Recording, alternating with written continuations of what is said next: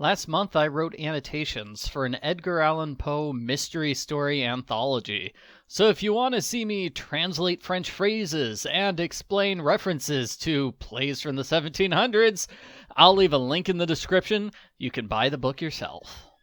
The Mystery of Marie Roget was written by Edgar Allan Poe in 1842. It's the sequel to Murders in the Rue Morgue. That was the first detective story ever. This is the second one. I like the concept of the story far better than the actual story. It's a true crime story. It's based on real-life events.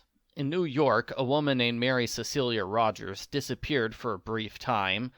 3 years later, she disappeared for a second time. She did not come back alive. Her dead body was found floating in the Hudson River 3 days later. Poe changed the names and locations. Instead of Mary Rogers, the cigar girl, dying in New York, it's Marie Roget, the perfume girl, dying in Paris. The story starts off okay.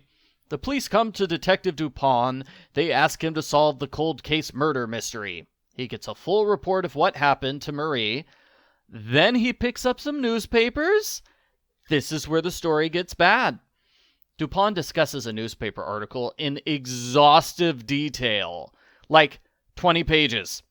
It's kind of interesting, but he talks about the article for so long it becomes incredibly boring and you can't wait for him to stop.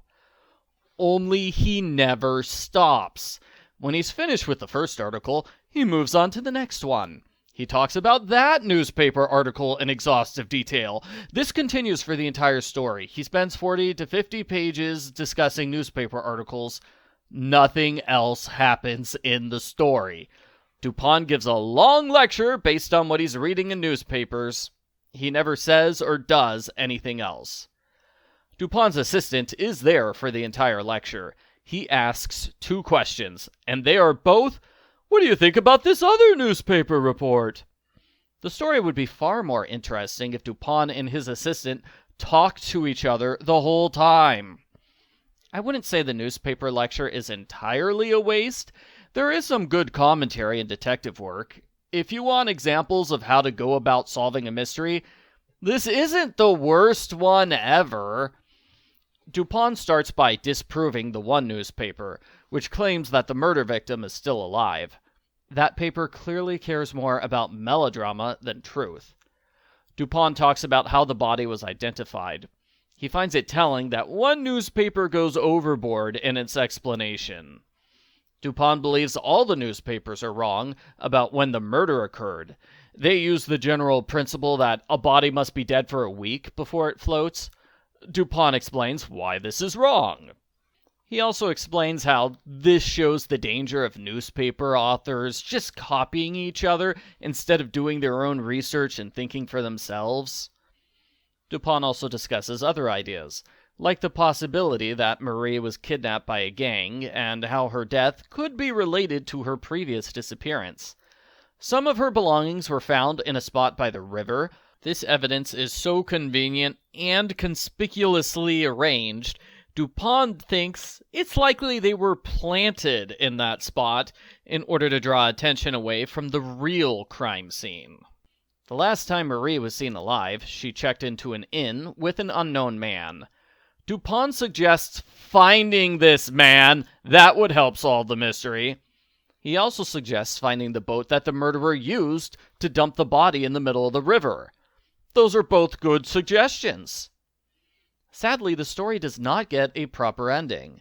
It finishes with Dupin's lengthy suggestions about the next steps the police should take. Then there's a paragraph, which is a fake note from the editors, saying, "Oh, the police followed Dupin's advice. They solved the case." Then Poe ends with 3 paragraphs on the nature of coincidences and parallelism, which is basically a fancy way of saying, don't get mad at me if the mystery solution isn't correct. Needless to say, it's very disappointing that the story ends abruptly, with no resolution. We never learn who committed the crime or why. In real life, the story was written in 3 parts. I'm told new evidence in the case was revealed shortly before Part 3 was published. This forced Poe to do a last-minute rewrite of the ending. If true, that would certainly explain the odd ending. Poe had to throw out the original ending because he got the solution wrong. Or did he? To this day, Mary Rogers' death is considered an unsolved murder mystery. The three most common explanations for her death are two that get mentioned in the story, and the one that caused the ending to be rewritten. Overall, I'd say this is definitely the worst of the three Dupin mystery stories. It is a good idea to solve a real-life murder mystery, but it's boring to read because it's just a guy commenting on newspaper reports in great detail. The story would be greatly improved if the newspaper commentary was cut in half, if there was any dialogue between Dupin and the narrator, and if there was an actual resolution to the murder mystery. The story has been turned into plays and movies and video games. I'm sure those versions have actual characters and conversations, instead of having Dupin sit in a chair and talk for an hour. I give The Mystery of Marie Roget a 3 out of 10.